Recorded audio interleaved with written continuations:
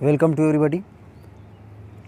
जैसा कि प्रॉमिस किया था कि इंट्रोडक्शन जो हो चुके थे, जो क्लास 10th की इंग्लिश है उसके चैप्टर्स अभी चेंज हो चुके हैं। तो उनमें से बताया गया था कि जो फर्स्ट चैप्टर बना था, यानी जो बना है इस बार, वो बना है अ लेटर टू गॉड। तो देखने जा रहे हैं अ लेटर टू गॉड को, पर उससे पहले कुछ बातें हैं जिसको स्टूडेंट्स अगर अच्छी तरह से समझ लेते हैं तो इंग्लिश के फर्स्ट पेपर में भी महारत हासिल कर सकते हैं। वो कौन सी बातें हैं पहले जानते हैं। देखिए, जब भी किसी कहानी को पढ़ें, किसी स्टोरी को पढ़ें, किसी प्रोज को पढ़ें, किसी पोएम को भी पढ़ें, तो सबसे पहला पॉइंट ये होता है कि हम मेन पॉइंट ये जानें कि अगर वो राइटर पोइट है, कौन है और कैसे हैं, उनके बारे में ज़रूर जानें।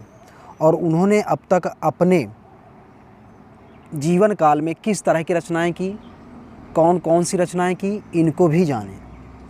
ये बहुत ज़रूरी है। जैसे कि अब हम इस समय पढ़ने जा रहे हैं अ लेटर टू गॉड को। तो अ लेटर टू गॉड का नाम तो आया, लेकिन इसमें करते क्या हैं टीचर्स लोग कि सीधा सीधा आ जाते हैं टॉपिक पर और सीधा पढ़ाने लगते हैं कि अ लेटर टू गॉड में कौन सी कहानी आई है, क्या लिखा गया है। लेकिन उससे पहले थोड़ा सा राइटर के बारे में थोड़ा सा जानते हैं और फिर जो है बात आगे बढ़ाते हैं पाठ की। और दूसरे पॉइंट ये होगा कि स्टूडेंट जो है, जैसा उनके साथ होता रहा है या होता है कि वो पूरा साल निकाल देते हैं, अर्थ निकालने में असमर्थ रहते हैं कि कैसे कहानी का अर्थ निकाला जाए। इतना कठिन नहीं होता है, लेकिन स्टूडेंट को इतना कठिन क्यों लगता है? जब क्वेश्चन स्टूडेंट से उठाए जाते हैं कि फर्स्ट पेपर और सेकंड पेपर इंग्लिश में कौन सा कठिन लगता है, तो उनका कोई आंसर यही होता है कि हमें तो फर्स्ट पेपर कठिन लगता है, सेकंड पेपर आसान लगता है। तो ये अंतर क्यों है भाई? इंग्लिश पढ़ रहे हो तो दोनों के दोनों सरल लगने चाहिए, फर्स्ट पेपर और सेकंड पेपर दोनों के दोनों ईजी लगने चाहिए। तो ऐसा क्या कारण है कि फर्स्ट पेपर जो है कठिन लगता है? तो इसी बात को ध्यान में रखते हुए आज देखना है कि कैसे कठिन लगता है या नहीं लगता है। अगर ध्यान से पढ़ते हैं तो यकीन मानिए अर्थ निकालना भी इतना आसान हो जाएगा। अगर अर्थ निकालना आया स्टूडेंट को तो फिर क्वेश्चन आंसर लर्न करना इतना आसान लगेगा कि अब क्या बताया जाए, वो तो पढ़ने के बाद ही पता लगेगा। लेकिन पहले एक बार ध्यान से देखते हैं। अगर अर्थ को अच्छे से समझ गए, और अर्थ तो इतना अच्छा बताया जाएगा कि बड़ा अच्छा समझ में आने वाला है। कहने वाले ये हैं कि बहुत अच्छा समझ में आएगा अगर ध्यान से पढ़ते हैं। तो चलिए पहले थोड़ा सा, जैसा कि बताया कि अगर किसी टॉपिक को पढ़ना है तो सबसे पहले जो है उसके राइटर के बारे में जानें। बहुत ज़रूरी है राइटर के बारे में जानना।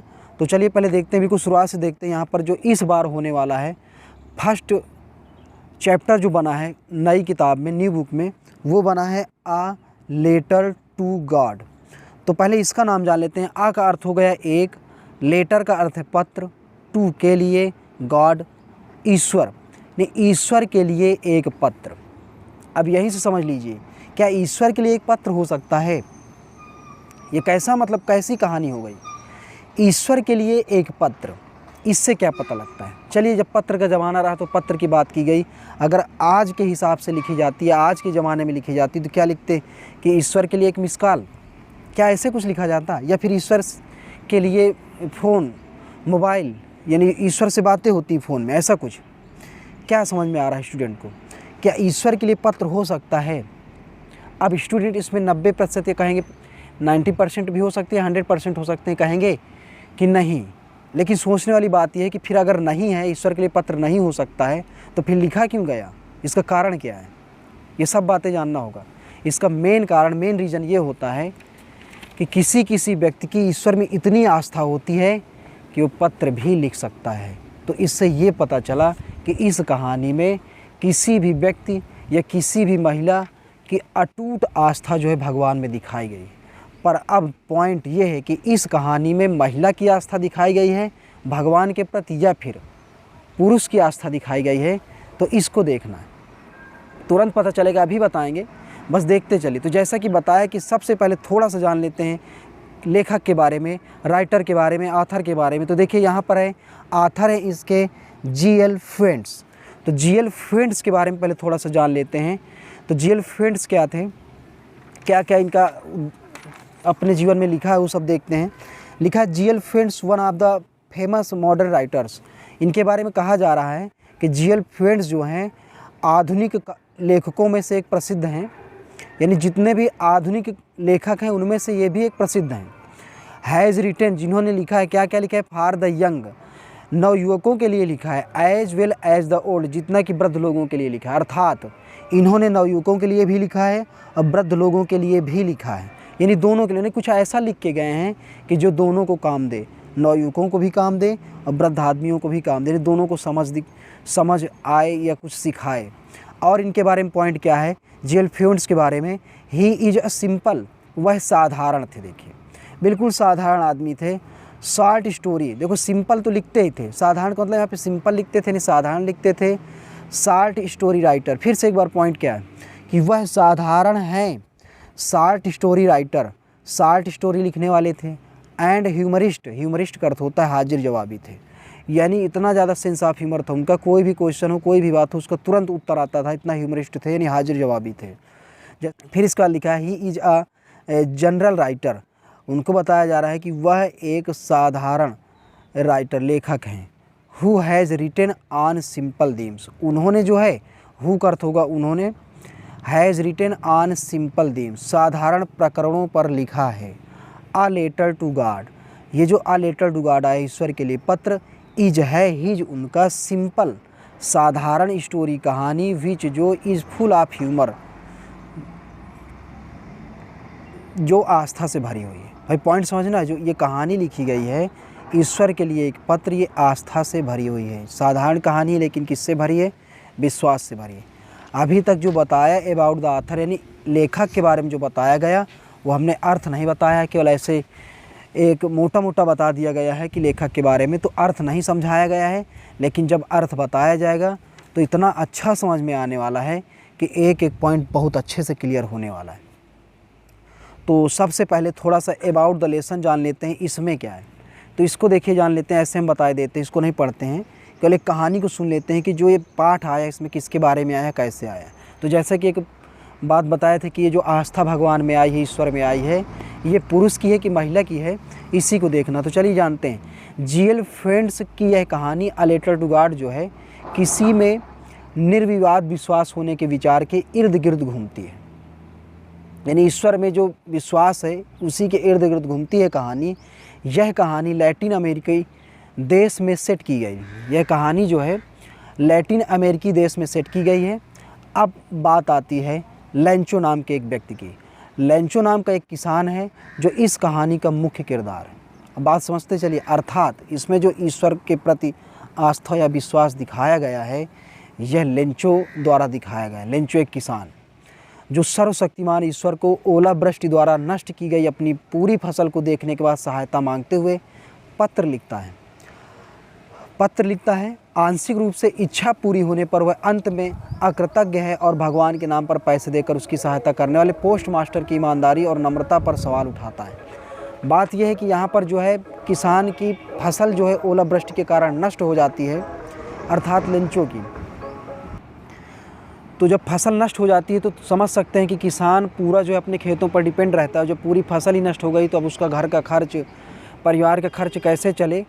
तो अब खर्च चलाने के लिए वह जो भगवान से हेल्प मांगता है, पैसे मांगता है। अब पैसे मांगने के लिए भगवान को एक पत्र लिख देता है, और किस तरह से पत्र पहुंचता है या नहीं पहुंचता है, भगवान उसकी सहायता करते हैं या नहीं करते हैं, या किस प्रकार सहायता उसकी होती है या नहीं होती है, इन सब बातों को आइए देखते हैं एक तरफ से। तो चलिए स्टार्ट करते हैं। कहाँ से स्टार्ट हो रहा है लेसन, ये देखिए यहाँ से जो है 1 मैंने फर्स्ट पैराग्राफ देखने चल दिए हैं, बिल्कुल शुरुआत से देख रहे हैं। अब देखना स्टूडेंट स्वयं कहें कि नहीं हाँ अर्थ समझ में आ गया है। तो सबसे पहले यहाँ पर देखते हैं क्या लिखा हुआ है। लिखा है द हाउस। हाउस का अर्थ होता है घर, जैसा कि सब जानते भी हैं। इसके बाद देख रहे हैं डैश लगा है। ये डैश का क्या मतलब है, ये जो रेखा खींची हुई, लाइन खींची हुई, इसका मतलब पहले जान लीजिए। ये जो घर लिखा गया है द हाउस, घर का परिचय दिया जा रहा है कि घर कहाँ पर है। लिखा है the only one, only means हो जाएगा केवल, वन मीन्स एक, इन मीन्स में, द एंटायर, एंटायर मीन्स होता है संपूर्ण, एंटायर मीन्स क्या होता है संपूर्ण। वैली मीन्स होता है घाटी। क्या कह रहा है, घर केवल एक में संपूर्ण घाटी। सबसे पहले स्टूडेंट को कहेंगे कि जो देख रहे हैं वो रफ और यानी कॉपी और पेन रख लें, मीनिंग साथ में लिखते चलें तो ज़्यादा अच्छा रहेगा, तभी अर्थ बहुत अच्छा समझ में आने वाला है। देखिए पहले हम अर्थ को तोड़ तोड़ के बताएंगे, फिर जोड़ जोड़ के बताएंगे, तभी अच्छा समझ में आएगा। तो कैसे देखिए कहाँ तक चले हैं। कह रहा है घर संपूर्ण घाटी, भाई एंटायर मीन्स संपूर्ण, वैली मीन्स घाटी। घर संपूर्ण घाटी में केवल एक। अब देखिए कितना अच्छा बना, घर संपूर्ण घाटी में केवल एक। बड़ा स्लो चलेंगे क्योंकि तभी अच्छा समझ में आएगा। सेट ऑन स्थित था, द क्रेस्ट, क्रेस्ट मीन्स होता है चोटी, ऑफ का या के या की, ए एक, लो निचली, हिल पहाड़ी, निचली पहाड़ी की चोटी पर स्थित था। सेट ऑन का अर्थ बताया गया स्थित, द क्रेस्ट का अर्थ होता है चोटी, of A low, low means हो गया निचली, हिल मीन्स पहाड़ी। तो कैसे बना, घर संपूर्ण घाटी में केवल एक, निचली पहाड़ी की चोटी पर स्थित था। देखिए कितना अच्छा समझ में आया होगा। फिर से एक बार देखते हैं पूरे को। घर संपूर्ण घाटी में केवल एक, निचली पहाड़ी की चोटी पर स्थित था। अब स्वयं स्टूडेंट समझ सकते हैं कि आया कि नहीं आया, बिल्कुल आया होगा। फिर इसके बाद बढ़ते हैं।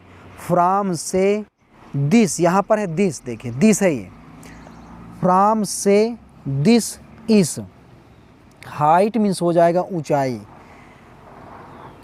इसकी ऊंचाई से, दिस का अर्थ होगा यहाँ पर इसकी, फ्राम से हाइट ऊंचाई, इसकी ऊंचाई से, वन मीन्स कोई भी, कुड हेल्पिंग वर्ब है, सी मीन्स होता है देखना, द रिवर नदी को, and the field, field means होता है खेत, ऑफ का के की, यानी आप का अर्थ क्या क्या हो सकता है, का के की, राइप मीन्स होता है पके, कॉर्न मीन्स फसल। यहाँ तक पहले देखना है, यानी इसकी ऊंचाई से कोई भी नदी पके फसल के खेत, यहाँ तक कॉर्न तक है, पके फसल के खेत को देख सकता है। क्या कहेंगे, इसकी ऊंचाई से, किसकी ऊंचाई से, यानी घर की ऊंचाई से।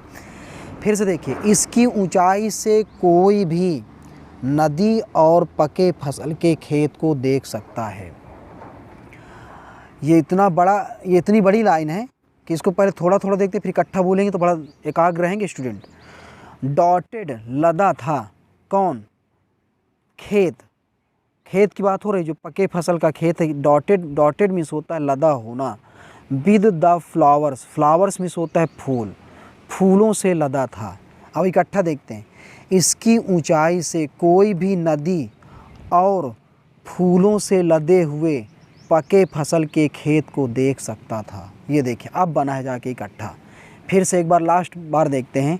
इसकी ऊंचाई से कोई भी नदी और फूलों से लदे पके फसल के खेत को देख सकता है। दैट मीन्स जो, दैट का अर्थ होगा जो। ऑलवेज, ऑलवेज मीन्स होता है हमेशा। प्रॉमिस्ड मीन्स होता है वायदा करना। अ गुड, गुड मीन्स होगा अच्छे। हार्वेस्ट मीन्स होता है फसल। जो हमेशा अच्छे फसल होने का वादा करता है, जो हमेशा अच्छे फसल होने का वादा करता है। तो ये रहा अभी तक केवल इतना, केवल 2 लाइन देखी गई। दोबारा देखते हैं। घर संपूर्ण घाटी में केवल एक, निचली पहाड़ी की चोटी पर स्थित था। इसकी ऊंचाई से कोई भी नदी और फूलों से लदे पके फसल के खेत को देख सकता है, जो हमेशा एक अच्छी फसल होने का वादा करता है। तो यहाँ तक देखा गया। इसके बाद आगे बढ़ते हैं। ये जो खेत था उसके आगे लिखा है द ओनली, ओनली मीन्स हो जाएगा केवल, केवल। थिंग, थिंग मीन्स होता है वस्तु। द अर्थ, अर्थ मीन्स होता है पृथ्वी। नीडेड आवश्यकता थी। एक वस्तु यानी केवल एक वस्तु, पृथ्वी को आवश्यकता थी, यानी केवल एक चीज़ को, केवल एक चीज़ की पृथ्वी को आवश्यकता थी। यहाँ तक कहना है, देखिए कहाँ तक, नीडेड तक। पृथ्वी को केवल एक चीज़ की आवश्यकता थी, ऐसे कहेंगे इसको। पृथ्वी को केवल एक चीज़ की आवश्यकता थी। कौन सी वो चीज़ है, देखिए यहाँ पर। Was a down power, down power का अर्थ होगा मूसलाधार वर्षा की। पृथ्वी को केवल एक चीज़ की, मूसलाधार वर्षा की। आर मीन्स अथवा। एट लीस्ट मीन्स होता है कम से कम, मीनिंग जरूर लिखें। एट लीस्ट मीन्स होता है कम से कम। ए शॉवर, शॉवर मीन्स होता है बौछार। शॉवर मीन्स क्या होगा, बौछार। तो देखिए कैसे कहना है।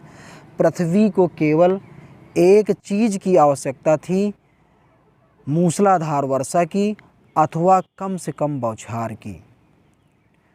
अर्थात खेत को जो है पानी की आवश्यकता थी, इसलिए यहाँ पे बताया जा रहा है। Through out the morning, morning means होता है सुबह, थ्रू आउट से लेकर कहेंगे, सुबह से लेकर, थ्रू आउट का अर्थ हो जाएगा से लेकर, द मॉर्निंग सुबह, यानी सुबह से लेकर लेंचो। जैसा कि पहले बताया गया, इस पूरी कहानी का जो मुख्य पात्र है, मेन पात्र, मेन हीरो लेंचो है। क्या कहा गया? सुबह से लेकर लेंचो, हु मीन्स जो, न्यू जानता था, न्यू मीन्स क्या होता है? जानना, हिज अपने, फील्ड्स खेतों को, इंटीमेटली मीन्स होता है घनिष्ठता से, इंटीमेटली मीन्स क्या होने वाला है? घनिष्ठता से। सुबह से लेकर लेंचो जो अपने खेत को घनिष्ठता से जानता था, जो अपने खेत को घनिष्ठता से जानता था। तो देखिए आगे क्या है? हैड डन नथिंग, कुछ नहीं करता था।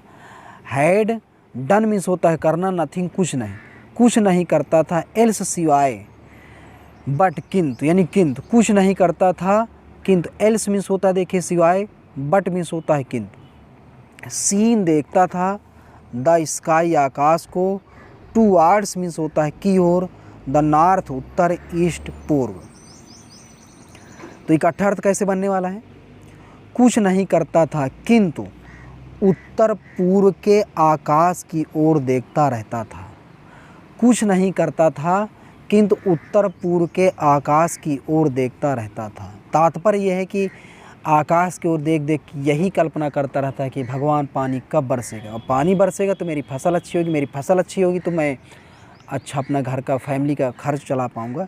इसलिए जो है वो केवल आकाश की ओर देखता रहता था कि पानी कब बरसेगा। तो इसके बाद फिर आगे देखेंगे कहानी में क्या ट्विस्ट आने वाला है, क्या पानी बरसेगा या नहीं बरसेगा, अगर बरसता है तो कैसे बरसता है, कम बरसता है कि ज़्यादा बरसता है। इस सब को जानने के लिए जो है इसका अगली वीडियो देखें।